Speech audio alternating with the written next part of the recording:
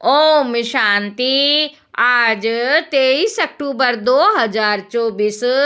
आज की साकार मुरली के अनमोल मधुर महावाक्य सुनेंगे।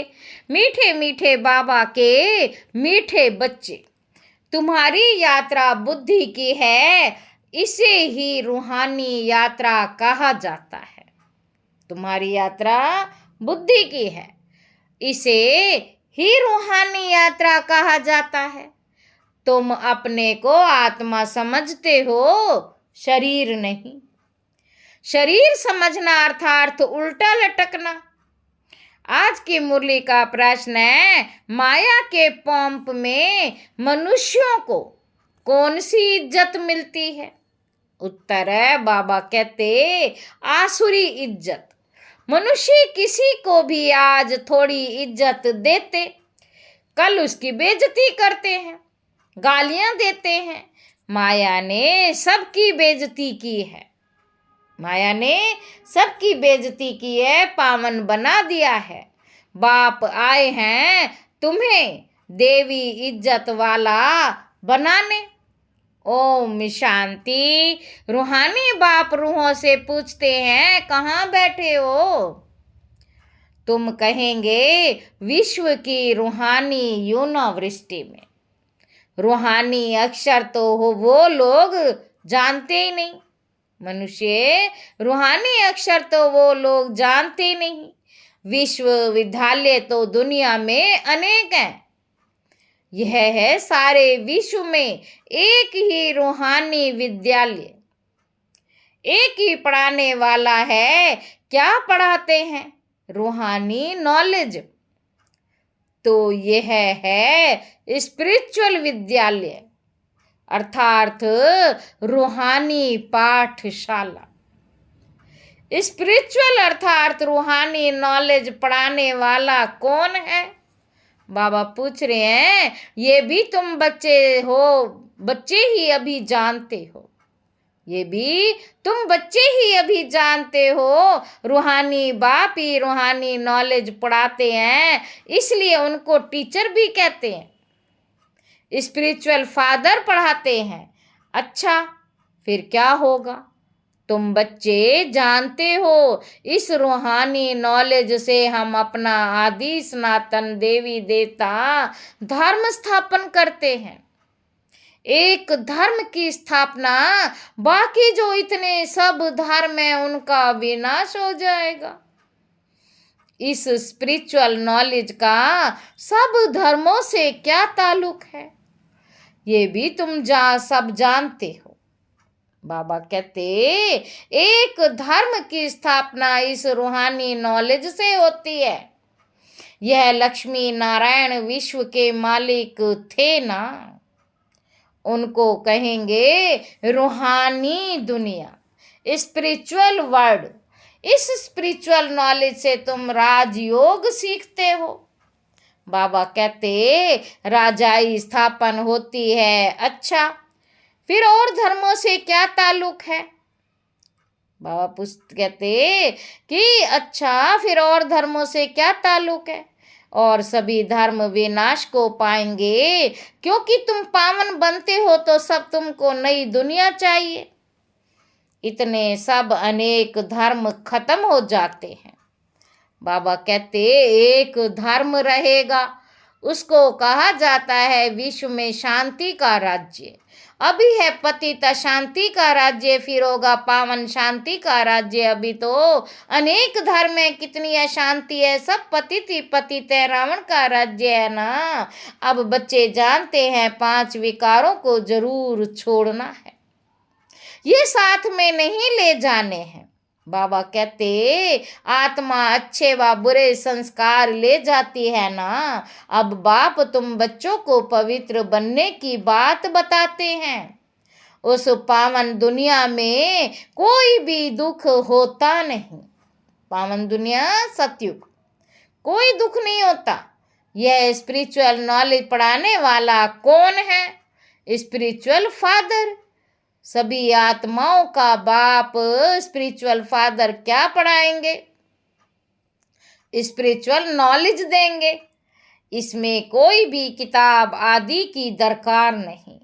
सिर्फ अपने को आत्मा समझ बाप को याद करना है, पावन बनना है। बाप को याद करते करते अंत मति सो गति हो जाएगी।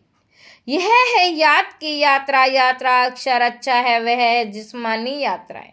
यह है रूहानी, उसमें तो पैदल जाना पड़ता है, हाथ पांव चलाते हैं, इसमें कुछ नहीं। सिर्फ याद करना है। भल कहाँ भी घूमो फिरो, उठो बैठो, अपने को आत्मा समझ बाप को याद करो।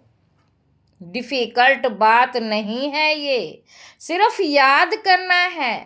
बाबा कहते डिफिकल्ट बात नहीं है, सिर्फ याद करना है।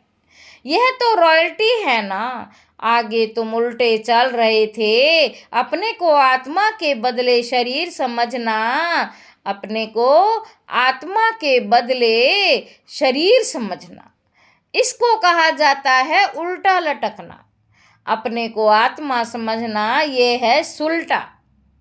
अल्लाह जब आते हैं तब आकर पावन बनाते। अल्लाह की पावन दुनिया है, रावण की पतित दुनिया है। देह अभिमान में सभी उल्टे हो गए हैं। देह अभिमान में सभी उल्टे हो गए हैं। अब एक ही बार देही अभिमानी बनना है। तो तुम अल्लाह के बच्चे हो, अल्लाह हूँ नहीं कहेंगे। तुम अल्लाह के बच्चे हो, अल्लाह हूँ नहीं कहेंगे। उंगली से हमेशा ऊपर की तरफ इशारा करते हैं तो सिद्ध होता है अल्लाह वह है। तो यहाँ दूसरी चीज है, हम उस अल्लाह बाप का बच्चा हूँ, हम भाई भाई हैं। अल्लाह हो कहने से फिर उल्टा हो जाएगा कि हम सब बाप हैं, परंतु नहीं। बाप एक है, उनको याद करना है। अल्लाह एवर प्योर है, अल्लाह एवर प्योर है। अल्लाह खुद बैठ पढ़ाते। थोड़ी सी बात में मनुष्य कितना मूंझते हैं। शिव जयंती भी मनाते हैं ना।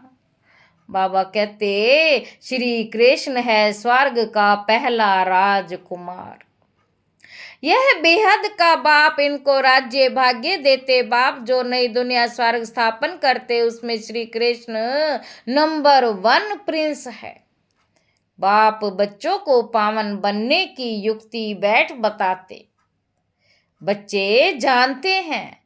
बाबा कहते स्वर्ग जिसको वैकुंठ विष्णुपुरी कहते हैं, वह पास्ट हो गया है, फिर फ्यूचर होगा। चक्र फिरता रहता है ना। यही ज्ञान अभी तुम बच्चों को मिलता है। यह धारण कर और फिर क्या कराना है, हर एक को टीचर बनना है। बाबा कहते ध्यान का ये धारण कर और फिर कराना है, हर एक को टीचर बनना है। ऐसे भी नहीं कि टीचर बनने से लक्ष्मी नारायण बनेंगे, नहीं, लक्ष्मी नारायण बनेंगे नहीं।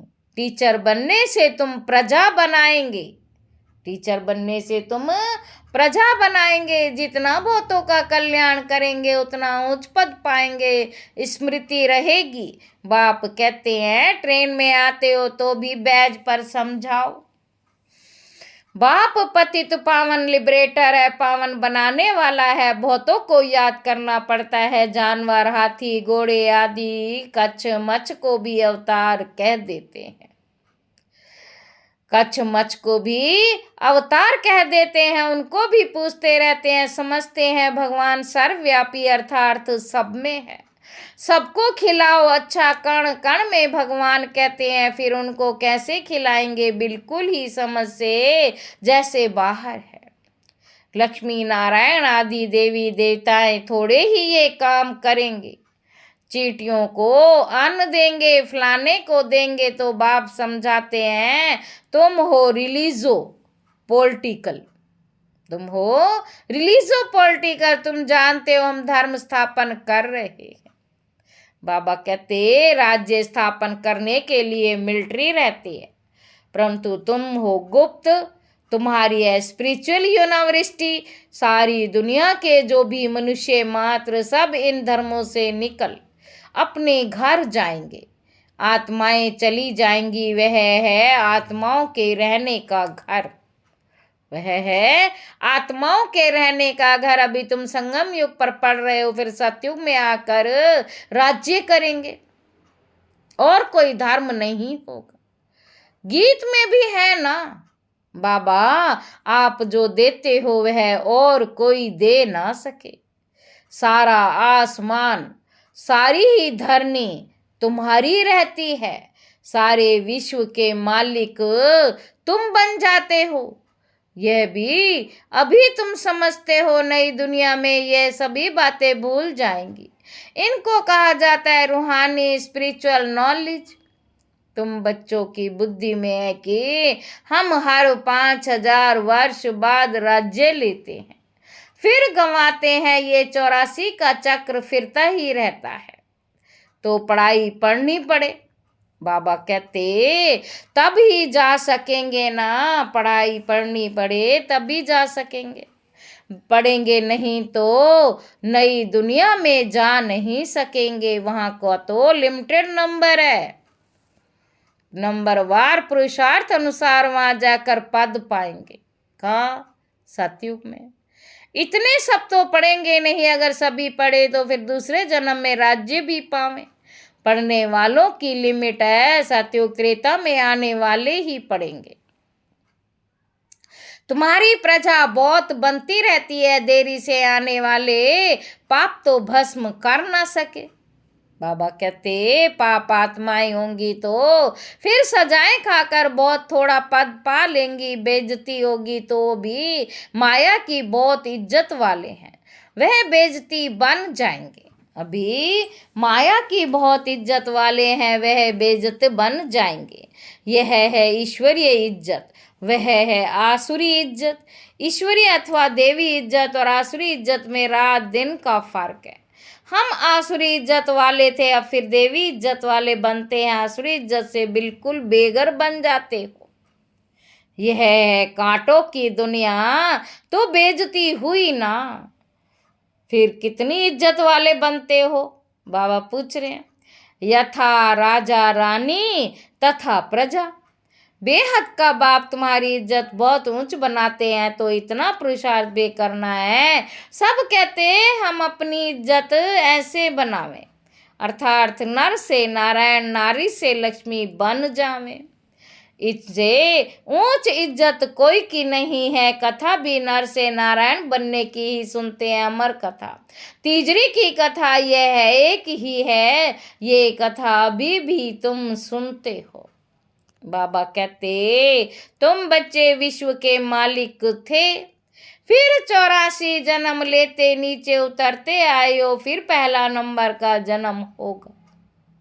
पहले नंबर जन्म में तुम बहुत ऊंच पद पाते हो। राम इज्जत वाला बनाते हैं, रावण बेइज्जतवान बना देता। इस नॉलेज से ही तुम मुक्ति, जीवन मुक्ति को पाते हो। आधा कल्प रावण का नाम ही नहीं रहता। ये बातें अभी तुम बच्चों की बुद्धि में आती हैं। सो भी नंबरवार कल्प कल्प ऐसे ही तुम नंबरवार पुरुषार्थ अनुसार समझदार बनते हो। माया गफलत कराती है, बेहद के बाप को याद करना ही भूल जाते हैं। भगवान पढ़ाते हैं, वह हमारा टीचर बना है, फिर भी अब्सेंट रहते हैं, पढ़ते नहीं। दर दर धक्के खाने की आदत पड़ी हुई है। पढ़ाई पर जिनका ध्यान नहीं रहता है, उनको फिर नौकरी में लगा देना होता है, धोबी आदि का काम करते हैं। उसमें पढ़ाई की क्या दरकार है? व्यापार में मनुष्य मल्टी मिलियनर बन जाते, नौकरी में इतना नहीं बनेंगे, उसमें तो फिक्स पगार मिलेगी। अब तुम्हारी पढ़ाई है विश्व की बादशाही के लिए। यहाँ कहते हैं ना हम भारतवासी हैं, पीछे फिर तुमको कहेंगे विश्व के मालिक। फिर तुम्हें कहेंगे विश्व के मालिक। वहां देवी देवता धर्म के सिवाय दूसरा कोई धर्म नहीं। बाप तुमको विश्व का मालिक बनाते हैं तो उनकी मत पर चलना चाहिए। कोई भी विकार का भूत नहीं होना चाहिए। ये भूत बहुत खराब है।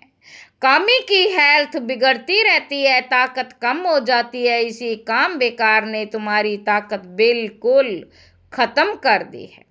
नतीजा ये हुआ है, आयु कम होती गई, भोगी बन पड़े हो। कामी भोगी रोगी, कामी भोगी रोगी सब बन जाते हैं। वहाँ विकार होता नहीं तो योगी होते हैं।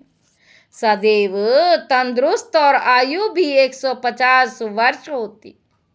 वहाँ काल खाता नहीं। इस पर एक कथा भी बताते हैं। कोई से पूछा गया पहले सुख चाहिए या पहले दुख चाहिए? तो उनको कोई ने इशारा दिया। बाबा कहते उनको कोई ने इशारा दिया, बोलो पहले सुख चाहिए, क्योंकि सुख में चले जाएंगे तो वहाँ कोई काल आएगा नहीं, अंदर घुस ना सके। एक कथा बना दी है। बाप समझाते हैं, तुम सुख धाम में रहते हो तो वहाँ कोई काल होता ही नहीं, रावण राज्य ही नहीं। फिर जब विकारी बनते हो तो काल आता है। कथाएं कितनी बना दी हैं, काल ले गया, फिर ये हुआ ना। काल देखने में आता है, ना आत्मा दिखाई पड़ती। इनको कहा जाता है दंत कथाएं। कनरस की बहुत कहानियां हैं। बाबा कहते अब बाप समझाते हैं, वहाँ अकाले मृत्यु कभी होता नहीं।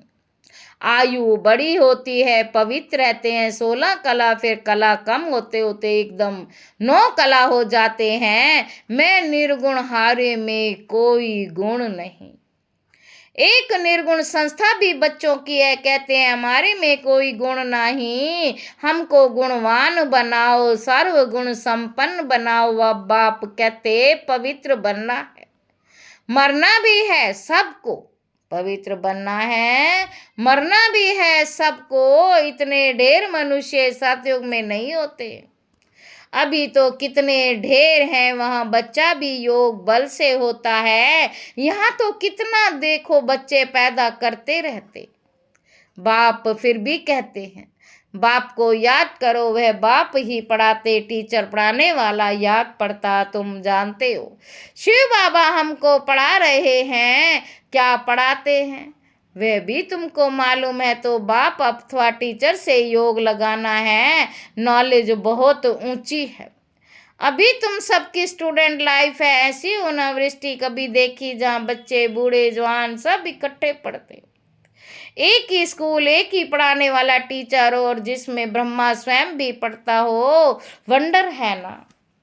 शिव बाबा तुमको पढ़ाते हैं, यह ब्रह्मा भी सुनते हैं। बच्चा चाहे बूढ़ा कोई भी पढ़ सकता है। तुम भी पढ़ते हो ना ये नॉलेज। अब पढ़ाना शुरू कर दिया है। दिन प्रतिदिन टाइम कम होता चला जाता है। अभी तुम बेहद में चले गए हो। बाबा कहते जानते हो ये 5000 वर्ष का चक्र कैसे पास हुआ? पहले एक धर्म था, अभी कितने ढेर धर्म। अभी सावरंटी नहीं कहेंगे, अभी सावरंटी नहीं कहेंगे। इनको कहा जाता है प्रजा का, प्रजा पर राज्य। पहले पहले बहुत पावरफुल धर्म था, सारे विश्व के मालिक थे। अभी अधर्मी बन पड़े हैं, कोई धर्म नहीं है, सब में 5 विकार हैं। बाप बेहद का बाप कहते बच्चों अब धीरे धरो, बाकी थोड़ा समय तुम इस रावण राज्य में हो। अच्छी रीति पढ़ेंगे तो फिर सुख धाम में चले जाएंगे। यह है दुख धाम। तुम अपने शांति धाम और सुख धाम को याद करो, इस दुख धाम को भूलते जाओ। आत्माओं का बाप डायरेक्शन देते हैं रूहानी बच्चों। रूहानी बच्चों ने इन ऑर्गन्स द्वारा सुना। तुम आत्माएं जब सतयुग में सतो प्रधान थी तो तुम्हारा शरीर भी फर्स्ट क्लास सतो प्रधान था। तुम बड़े धनवान थे, फिर पुनर्जन्म लेते लेते क्या बन गए हो? रात दिन का फर्क है। दिन में हम स्वर्ग में थे, रात में हम नरक में हैं। इनको कहा जाता ब्रह्मा का सो ब्राह्मणों का दिन और रात। 63 जन्म धक्के खाते रहते। अंधियारी रात है ना भटकते रहते, भगवान कोई को मिलता ही नहीं, इसको कहा जाता है भूल भुलैया का खेल। तो बाप तुम बच्चों को सारी सृष्टि के आदि मध्य अंत का समाचार सुनाते हैं। अच्छा, मीठे मीठे सिक्के लधे बच्चों प्रति माता पिता बाप दादा का याद प्यार और गुड मॉर्निंग। रूहानी बाप की रूहानी बच्चों को नमस्ते। हम रूहानी बच्चों की रूहानी बाप दादा को याद प्यार और गुड मॉर्निंग। नमस्ते बाबा, नमस्ते, शुक्रिया बाबा, शुक्रिया। मीठे मीठे सिक्के लधे बच्चों प्रति माता पिता बाप दादा का याद प्यार और गुड मॉर्निंग। धारणा के लिए मुख्य सार है। पहला पॉइंट है दर दर धक्के खाने की आदत छोड़, भगवान की पढ़ाई ध्यान से पढ़नी है, कभी अब्सेंट नहीं होना है, बाप समान टीचर भी जरूर बनना है, पढ़कर फिर पढ़ाना है। दूसरा पॉइंट है सत्यनारायण की सच्ची कथा सुन सुर नर से नारायण बनना। ऐसा इज्जतवान स्वयं को स्वयं ही बनाना है, कभी भूतों के वशीभूत हो, इज्जत गंवानी नहीं। वरदान है संबंध और प्राप्तियों की स्मृति द्वारा सदा खुशी में रहने वाले सहज योगी भव। सहज योग का आधार है संबंध और प्राप्ति। संबंध के आधार पर प्यार पैदा होता है और जहाँ प्राप्तियां होती हैं वहाँ मन बुद्धि सहजी जाता है। तो संबंध में मेरेपन के अधिकार से याद करो, दिल से कहो मेरा बाबा। और बाप द्वारा जो शक्तियों का, ज्ञान का, गुणों का, सुख शांति आनंद प्रेम का खजाना मिला है, उसे स्मृति में इमर्ज करो। इससे अपार खुशी रहेगी और सहज योगी भी बन जाएंगे। स्लोगन है देह भान से मुक्त बनो तो दूसरे सब बंधन स्वतः खत्म हो जाएंगे।